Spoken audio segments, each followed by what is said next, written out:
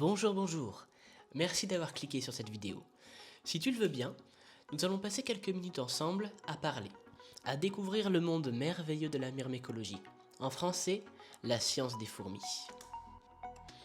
Aujourd'hui, nous nous retrouvons dans cette vidéo pour parler de nos Camponotus parius.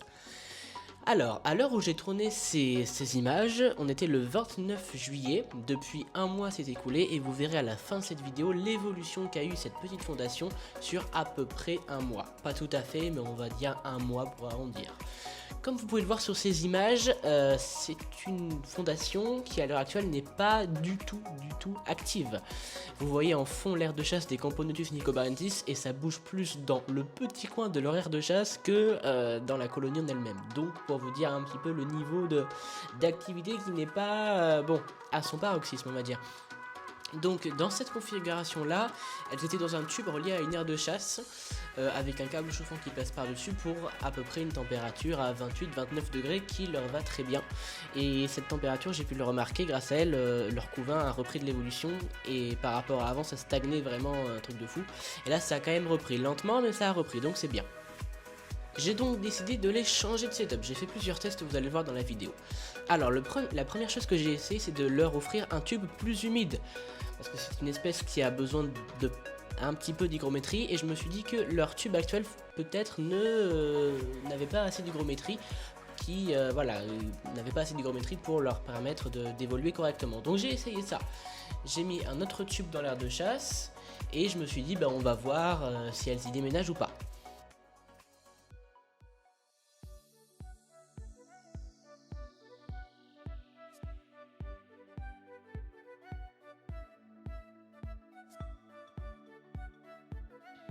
Voilà, donc le tube a été positionné, comme vous pouvez le voir il y avait encore quelques petites ouvrières dans l'aire de chasse.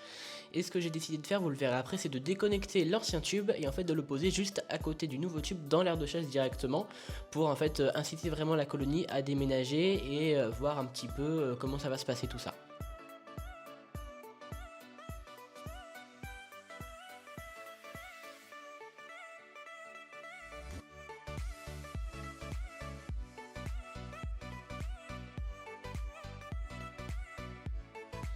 Étant une espèce qui, comme les Nicobarensis ou par exemple les Phédole pallidula ou autre chose, n'a pas besoin de noir, enfin la lumière ne les gêne absolument pas, j'ai décidé de retirer le papier aluminium pour vraiment pouvoir observer à 100% et voir un petit peu comment ça se passe.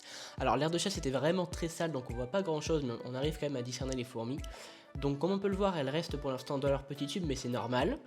Et en fait, parce que j'ai pas fait non plus énormément d'images, je les ai laissées dans ce setup là à peu près une semaine. Et j'ai vu que ça ne déménageait pas, que ça ne faisait rien et que la colonie n'évoluait pas quand même. Donc j'ai décidé de changer totalement, je les ai déménagés dans un nouveau tube, juste avec du coton, une petite réserve d'eau, enfin un tube des plus classiques, mais vraiment classique au maximum. Et pour voir un petit peu comment ça se passe, machin, donc j'ai attendu, le couvain s'est développé beaucoup plus que par rapport à leur ancien setup. Et il y a eu des naissances et je suis arrivé à peu près 7 ouvrières.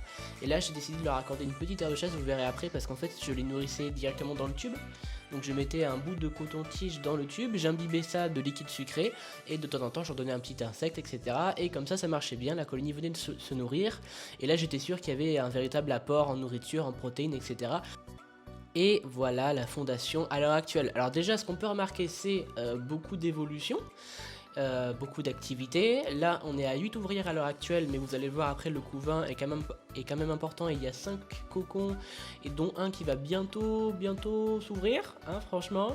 Alors il n'y a pas de couvain dans le tube parce que des fois je ne sais pas ce qu'il leur prend, elles veulent déplacer le couvain dans l'aire de chasse, donc écoutez, pourquoi pas, elles font ce qu'elles veulent après tout, hein. Et donc voilà, mais on voit déjà qu'il y a beaucoup plus d'activités et on peut remarquer là que les ouvrières sont très belles. Donc on est dans l'aire de chasse, vous voyez qu'il y a un joli tas de couvains avec des cocons, dont un noir tout au fond qui va bientôt s'ouvrir. On est à 8 ouvrières, là je crois que vous les avez toutes à peu près, il en manque une qui est dans l'aire de chasse qui est dans le nid avec la reine. Et on peut voir qu'il y a pas mal d'activités, les ouvrières sont belles, elles sont en pleine santé, beaucoup de couvains encore une fois, ça fait plaisir à voir. Donc là on voit le setup actuel comment il est et ça leur convient beaucoup mieux et elles sont toujours à une température d'à peu près 28-29 degrés. Car vous le verrez dans une prochaine vidéo, le setup a un petit peu évolué, mais ça, la suite au prochain épisode. Bye bye tout le monde.